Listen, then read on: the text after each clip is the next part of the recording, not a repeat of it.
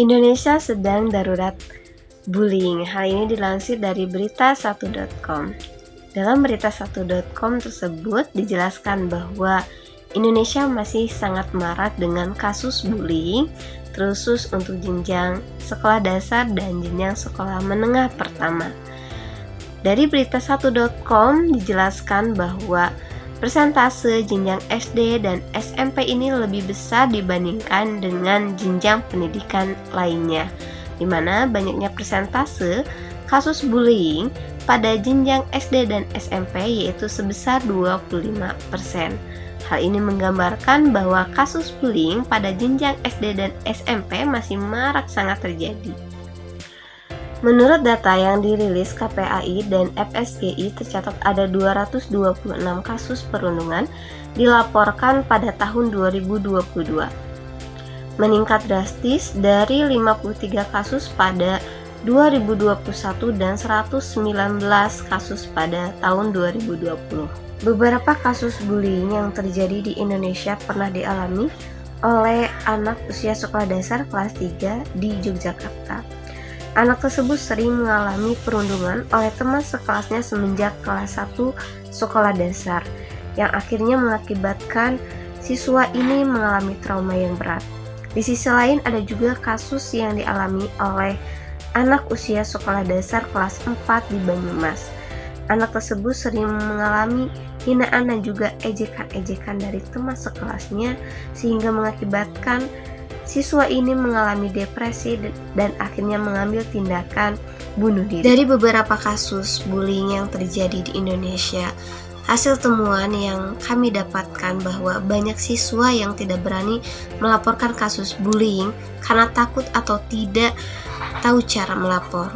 Guru dan orang tua juga sering meremehkan tindakan bullying ini dan menganggapnya sebagai hal biasa. Berdasarkan hasil temuan tersebut, maka insight yang kami dapatkan yaitu sekolah membutuhkan lingkungan yang aman dan nyaman yang terbebas dari kekerasan. Sehingga untuk tujuan rumusan yang akan kami rancang untuk menyelesaikan permasalahan tersebut, yaitu bagaimana kita bisa merancang solusi di sekolah untuk menciptakan kesetaraan dan empati pada warga sekolah agar diskriminasi seperti perundungan tidak terulang lagi. Tahap selanjutnya adalah tahap empati. Kita melakukan observasi dan wawancara untuk menggali informasi yang berkaitan dengan jenis bullying apa yang sering terjadi, apakah itu bullying secara fisik, secara verbal, atau secara cyber. Yang kedua adalah pengalaman korban bullying dan alasan pelaku melakukan tindakan bullying tersebut.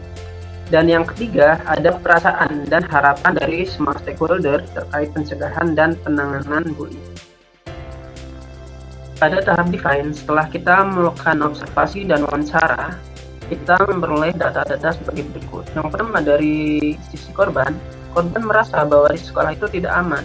Kemudian korban juga takut untuk berbicara, dan korban merasa kurangnya dukungan dari pihak-pihak di sekitarnya. Dari sisi pelaku melakukan bullying karena kurangnya kesadaran tentang dampak buruk dari bullying.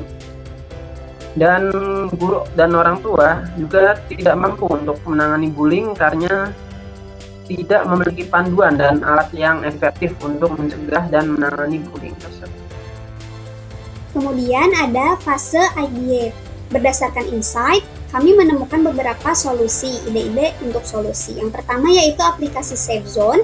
Ini merupakan platform sederhana untuk melaporkan kasus bullying secara anonim dengan fitur panduan tindakan dan pelaporan, baik untuk siswa yang dibully atau melihat temannya yang dibully bisa melaporkan secara anonim. Kemudian yang kedua adalah kelas empati, merupakan workshop bulanan bagi siswa dan guru untuk meningkatkan pemahaman tentang dampak bullying dan cara mencegahnya. Jadi ini merupakan program di sekolah. Yang ketiga ada tim sahabat aman, yaitu membentuk sekelompok siswa relawan anti bullying untuk memantau dan membantu siswa yang rentan dibully. Dan yang terakhir adalah parent talks, di mana ini merupakan pelatihan orang tua tentang pola asuh positif untuk mencegah bullying dari rumah. Fase selanjutnya yaitu prototype. Dari berbagai ide-ide yang kami kumpulkan dan kami dapatkan, kami memilih 2 ide solusi utama untuk diuji. Yang pertama yaitu aplikasi SafeZone, di mana ini merupakan platform sederhana untuk melaporkan kasus bullying secara anonim, baik itu bagi siswa yang dibully atau melihat temannya yang dibully, sehingga sekolah dapat melakukan tindakan secara langsung. Kemudian yang kedua yaitu kelas empati, di mana ini merupakan sebuah modul pelatihan interaktif berbasis permainan dan simulasi dan pelatihan bulanan yang mengajarkan empati dan pemecahan masalah bullying kepada siswa dan guru. Jadi ini merupakan program bulanan untuk sekolah. Selanjutnya saya akan melanjutkan penjelasan dari rekan saya. Setelah menentukan 2 prototipe untuk solusi permasalahan yang sebelumnya sudah dipaparkan, ada 2 prototipe yang ditentukan. Prototipe kemudian diuji selama 3 bulan di 2 sekolah. Hasil uji dari prototipe itu menunjukkan yang pertama itu untuk aplikasi SafeZone atau aplikasi untuk melaporkan kasus bullying secara anonimus atau tanpa identitas. Hasilnya siswa melaporkan kasus bullying dengan mudah karena siswa diberikan wadah untuk melapor tanpa rasa takut. Selain itu, guru juga mendapat laporan kasus itu secara langsung dan dapat ditindaklanjuti secara langsung juga secara cepat karena laporan diterima dan langsung oleh guru dan ditindaklanjuti secara langsung. Jadi tidak ada kasus bullying yang terbengkalai atau semua kasus itu ditangani dengan cepat.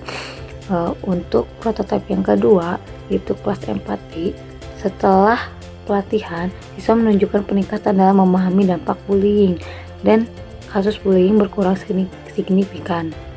Artinya, dengan adanya kesadaran dari siswa itu penting dan berdampak mengurangi kasus dari bullying. Setelah dilakukan tes terhadap prototipe, terdapat beberapa evaluasi yang perlu diperhatikan. Yang pertama itu untuk aplikasi SafeZone itu aplikasi menerima umpan balik positif tetapi memerlukan pengoptimalan untuk fitur privacy. Untuk prototipe yang kedua, kelas empati dianggap sangat efektif terutama untuk membangun kesadaran guru dan siswa. Jadi kesimpulan dari semua yang telah kami paparkan itu kami menentukan solusi yaitu SafeZone School. SafeZone School berhasil menunjukkan bahwa pendekatan design thinking dapat menghasilkan solusi inovatif dan aplikatif untuk menangani kasus bullying di sekolah. Dengan mengembangkan lebih lanjut implementasi secara luas, program ini dapat membantu menciptakan lingkungan sekolah yang lebih aman di seluruh Indonesia.